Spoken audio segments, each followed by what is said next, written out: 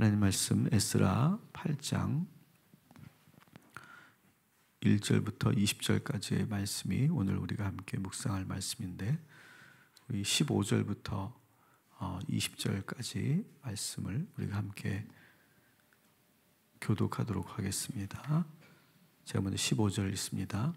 내가 무리를 아와로 흐르는 강가에 모으고 거기서 3일 동안 장막에 머물며 백성과 제사장들을 살핀즉 그 중에 레위 자손이 한 사람도 없는지라.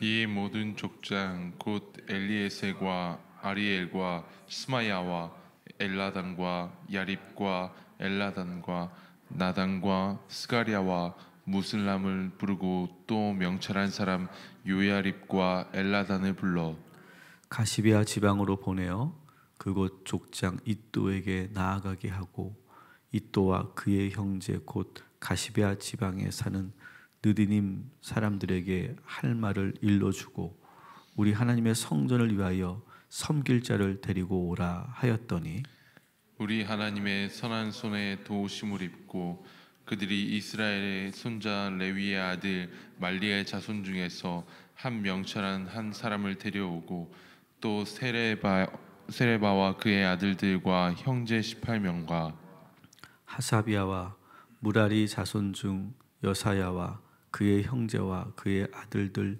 20명을 데려오고, 다윗과 방백들이 레위 사람들을 섬기라고 준 느디님 사람 중 성전 일꾼은 220명이었는데 그들은 모두 지명받은 이들이었더라. 아멘. 아멘.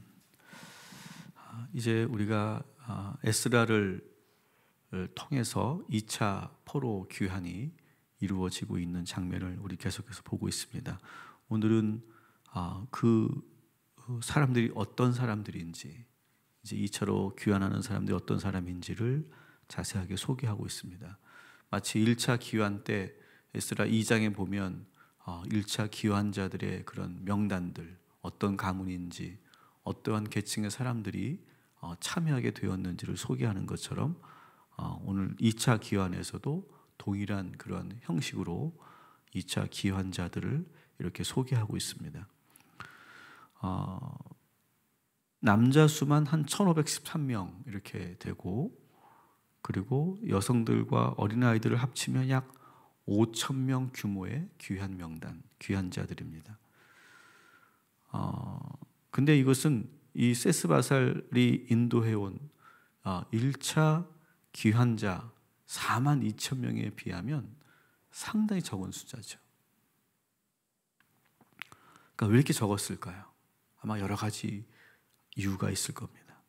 어쨌든 8분의 1 정도밖에 안 되는 그러한 너무나 적은 숫자가 2차 귀환자에 지금 소속되어 있습니다.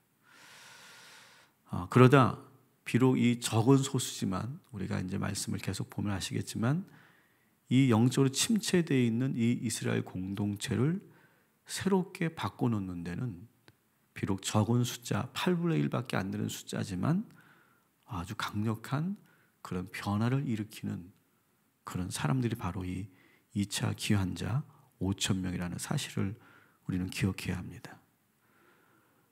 여러분, 저는 오늘 이 적은 숫자 이 5,000명을 우리가 묵상하면서 저는 그 5,000명 가운데 우리 모두가 소속되고 포함되기를 주님의 이름으로 축원합니다.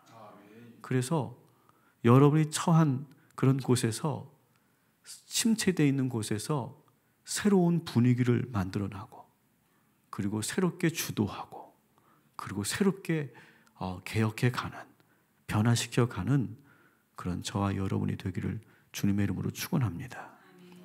비록 소수라고 할지라도 영적으로 충만한 소수의 사람만 있으면 우리들의 가정도 회복될 수 있고, 우리 교회도 회복될 수 있고, 우리 일터도, 우리나라 대한민국도 달라질 수 있음을 믿으시기 바랍니다. 여러분, 소돔성이 왜 무너졌습니까? 의인 한 사람이 없어서 무너지지 않았습니까? 오늘 우리가 이 새벽을 깨어 기도할 때 의인 한 사람이라고 하는 거룩한 책임감을 가지고 여러분들이 기도할 때 하나님께서 우리의 그 기도를 들으시고 우리 가정을 지키시고 우리의 한국 교단을 지키시고 그리고 이 나라를 지켜주실 줄 믿습니다. 그래서 비록 적은 숫자이지만 거룩한 영적인 소수가 되어서 새롭게 변화시켜 나가는 저와 여러분이 되기를 주님의 이름으로 축원합니다. 이 2차 귀환자들은 크게 세 그룹으로 나누어지고 있습니다. 첫 번째 그룹이 제사장 그룹을 소개하고 있습니다. 2절에. 그 다음에 왕족 그룹을 소개하고 있고 그리고 일반인 그룹으로 이렇게 크게 세 그룹으로 나뉘어서 소개하고 있습니다. 2장에서는 일반인들을 먼저 소개하고 그 뒤에 제사장을 소개했습니다. 근데 오늘 우리가 보는 이 8장에서는 제일 먼저 왕족도 아니고 제사장을 먼저 소개하고 그 다음에 왕족, 그 다음에 일반인 순서로 이렇게 소개하고 있다는 것을 우리는 눈여겨볼 필요가 있습니다. 왜 그랬을까? 그만큼 지금 현재 이스라엘 상황이 상당히 심각한 문제에 있기 때문에 지금 가장 시급한 것은 무엇이냐? 빨리 새로운 제사장들이 들어가서 그 영적인 분위기를 다시 새롭게 해야 되는 것이 너무나 중요하기 때문에 지금 제사장 그룹을 먼저 소개하고 있는 거예요. 이 1차 귀환 때 갔던 이 제사장들은 이전에도 소개해드린 것처럼 자신의 본분을 잊어버렸죠. 그래서 오히려 이스라엘 백성들에게 영향을 주기보다는 오히려 지탄받고 있죠. 이틀 전부터 다시 이 교계에 미투 사건이 또 일어났습니다. 그것으로 또 뉴스 전체가 도배가 될 만큼 지금 많은 그런 좋지 않은 그런 이야기들이 오르내리고 있습니다. 근데 사실 언론에서 보도된 그는 이미 한국 정통 교단에서 퇴출된 그런 이단이죠. 그런데 뉴스를 접하는 일반 국민들은 그런 사실은 전혀 모를 거고, 그래서 지금 우리 한국 교계는 도매급으로 대중들에게 지금 지탄을 받고 있습니다. 이 시대가 정말 새로운 제사장이 필요할 때라고 저는 생각합니다. 지금도 사실은 정말 묵묵히 신실하게 어렵지만 정말 사명감 하나 가지고 사역하는 주의 종들이 너무나 많이 있는데 그들의 그 수고와 노고는 전혀 드러나지 않고 그 한 사람으로 말미암아 지금 한국 교회는 다시 진통을 겪게 되고 있습니다. 사랑하는 성도 여러분 이런 일로 우리의 믿음이 흔들리지 말고 여러분 더욱 기도해 주시기 바랍니다. 그리고 여러분도 아시는 것처럼 더 신실하게 사명감 하나 가지고 사역하는 주의 종들이 얼마나 많이 있습니까? 오히려 그래서 여러분이 알고 있는 그런 사역자들을 위해, 주의 종들을 위해 기도해 주시고, 그리고 우리 한국교회를 위해서 기도해 주시기를 다시 한번 부탁을 드립니다. 3절부터 14절은 좀 전에 소개해 드린 것처럼 일반 가문의 명단을 소개하고 그 인원을 계수하고 있습니다. 여기서도 똑같이 이 명단을 보면 출애굽 당시에도 12지파로 구성되었고, 여러분 1차 귀환 때도 여러분 기억하시는 것처럼 12가문으로 구성되었죠. 오늘도 12집안으로 나누어서 그 귀환이 이루어졌다 이렇게 말하고 있습니다. 왜 이 12지파, 12가문으로 계속 이렇게 맞춰서 이렇게 귀환을 하고 있을까요? 이것은 신앙적인 의미가 있는 거죠. 포로 귀환은 이 출애굽의 역사와 같은 것이다 이렇게 보고 있는 것이죠. 그래서 지금 1차 기한도 2차 기한도 출애굽 사건과 같은 그런 신앙적 영적 의미를 가지고 있기 때문에 12가문으로 이렇게 구성해서 지금 2차 기한이 이루어지고 있는 것이죠. 여러분, 오늘도 여러분의 그 어두운 보이지 않는 그런 손길에서 탈출하시기를 주님의 이름으로 축원합니다. 한 번의 탈출로 끝나지 않는 거예요. 보이지 않는 어두운 그 손길이 끊임없이 우리를 붙잡고 있죠. 한 번 나오는 것으로 끝나지 않아요. 나오고 또 나오고 탈출하고 또 탈출해야 돼요. 400년간 애굽에서 노예 생활을 했던 이스라엘 백성들은 출애굽은 했지만 40년 동안 그 습성을 버리지 못하고 방황하지 않습니까? 또 70년간 포로 생활을 했던 이 이스라엘 백성들도 1차 귀환이 이루어졌지만 아직도 영적으로 정신적으로 정신을 차리지 못하고 있지 않습니까? 보이지 않는 그런 무기력감과 열등감과 좌절감이 끊임없이 그들을 잡아당기지 않습니까? 출애굽한 이스라엘 백성들은 노예의 습성을 벗지 못하고 40년을 방황하지 않습니까? 지금 이 바벨론으로부터 귀환한 이스라엘 백성들도 지리적으로는 다시 돌아왔지만 그들은 탈출을 성공한지 모르겠지만 영적으로 정신적으로 여전히 잘못된 습성을 벗지 못하고 있어요. 오히려 더 지금 망가졌어요. 더 엉망이 되어버렸어요. 여러분, 이렇게 우리가 뭔가 새롭게 내가 벗어나려고 하고 내가 새롭게 시작하려고 하는데 우리를 끌어당기는 그 힘이 얼마나 강력한지를 우린 여기서 보게 됩니다. 여러분, 오랫동안 여러분을 붙잡고 있는 그 감정은 무엇입니까? 여러분의 가정을 붙잡고 있는 그 잘못된 습성은 무엇입니까? 여러분이 지금 탈출해야 될 그 관계는 무엇입니까? 그것을 오늘도 다시 탈출을 시도하고 다시 그것을 끊어내는 저와 여러분이 되기를 주님의 이름으로 축원합니다.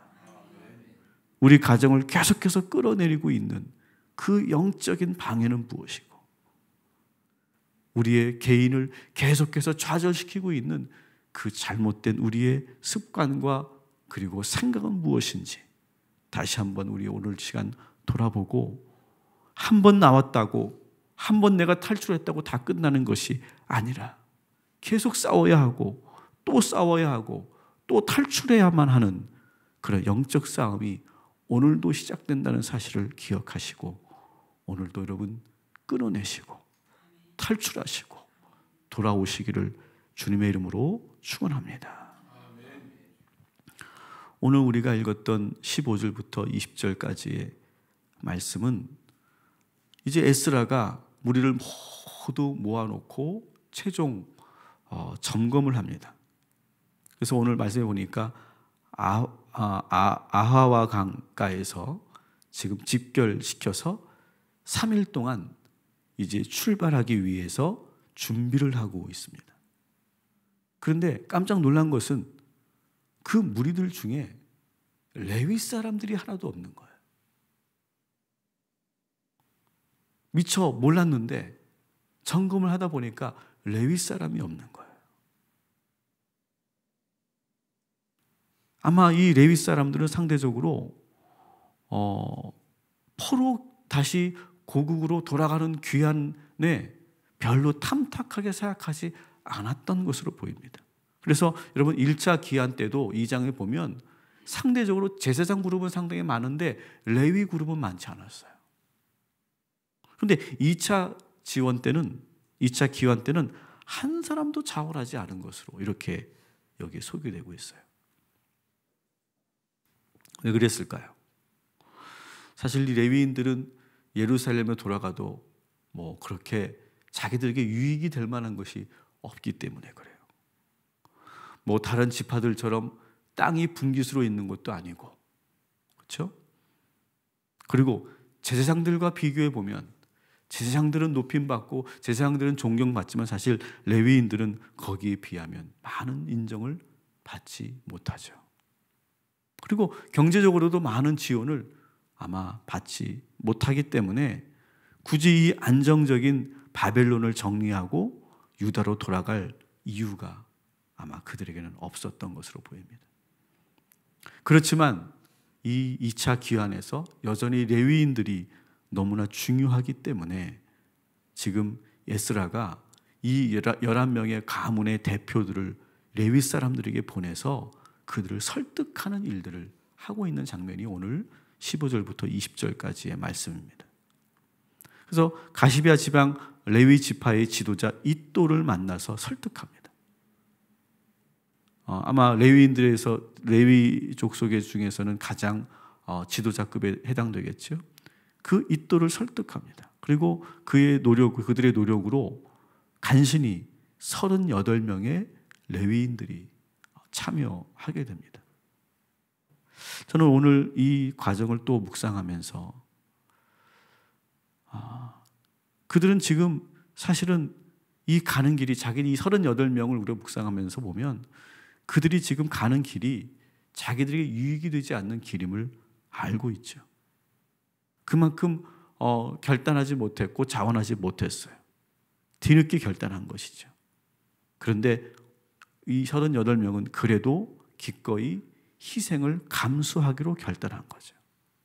어쩌면 안정된 생활 기반을 뒤로하고 하나님의 명령에 순종하는 것이죠. 이스라엘을 위해, 고국을 위해 스스로 윤택한 삶을 포기하는 거예요. 비록 38명의 적은 수의 레위인들이 참여하지만 그들은 분명히 이스라엘을 회복시키는 큰 일을 감당하게 될 것입니다. 이렇게 레위인 38명이 자원을 하니까 그 뒤에 20절에 보니까 성전의 일꾼으로 220명이 또 자원을 하죠. 이렇게 처음에는 주저했지만 또 이렇게 한 사람, 두 사람 또 이렇게 자원하다 보니까 또 그런 것이 분위기가 되고 그런 것이 흐름이 되어서 이제 생각지 않은 220명의 성전 일꾼들, 아마 그들은 레위인보다 더 밑에 있는 계급이 아니겠습니까? 그 사람들이 같이 참여하는 것으로 오늘 이 이야기가 마무리되고 있습니다. 여러분, 오늘 우리가 불렀던 찬양을 보면 이런 가사가 있죠. 어디든지 예수 나를 이끌면 어디든지 예수 함께 가려네. 어디를 가든지 겁낼 것 없네. 어디든지 예수 함께 가려네. 어쩌면 이 레위인들이 그런 마음이 아니었을까 생각이 들어요. 두려웠겠죠. 가봤자 자기들에게 유익된 것이 하나도 없기 때문에 별로 가고 싶지 않았겠죠. 그런데 이렇게 순종하기로 결단을 했을 때, 여러분, 오늘 이 우리가 불렀던 이 찬양처럼, 이 레위인들처럼 여러분 이렇게 고백하십시오. 어디를 가든지 겁낼 것 없네. 무슨 일을 하든지 겁낼 것 없네. 이왕 여러분이 하기로 한 것이라면, 이왕 여러분이 지금 하고 있는 일이라면 여러분 주저하지 마시고 뒤돌아보지 마시고 그리고 예수님만 믿고 나아가시기를 주님의 이름으로 축원합니다. 어디든지 마찬가지예요. 어디든지 먼저 자원하는 사람이 있어야 되는 거예요. 저는 여러분들이 어떤 상황에서 내가 계산하고 눈치 보고 따져보고 점검해 보는 것도 필요하겠죠. 우리가 살면서.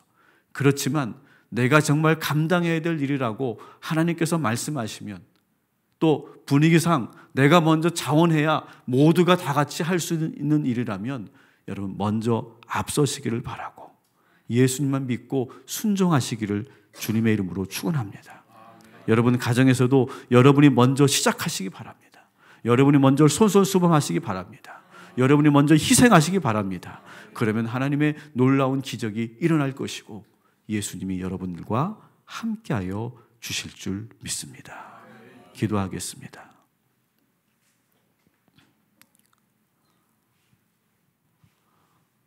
비록 5,000명의 적은 숫자였지만 이 적은 숫자로 다시 한번 이스라엘은 새롭게 개혁되고 변화되기 시작하였습니다. 하나님, 오늘도 저희들이 그 적은 소수의 영적인 사람들 될 수 있도록 인도하여 주시옵시고, 우리 한 사람 한 사람이 의인 한 사람 되게 하여 주옵시고, 우리의 기도로 이 도시를 살리고 우리의 기도로 이 동탄을 살리는 우리 모두가 될 수 있도록 인도하여 주시옵소서. 지금 다시 한번 이제 세상은 교회를 향해 지탄하고, 그리고 우리는 또한 뜻하지 않은 그런 어려운 일을 맡고 있습니다. 하나님, 우리가 더욱더 기도하라고, 주의 종들이 더욱더 깨어있으라고 주시는 그런 경고의 메시지로 알고 우리가 더욱더 깨어있고 우리 성도들 함께 기도하여서 이 어려운 시간을 다시 한번 이겨나가는 우리 한국교회가 되게 하여 주시옵소서.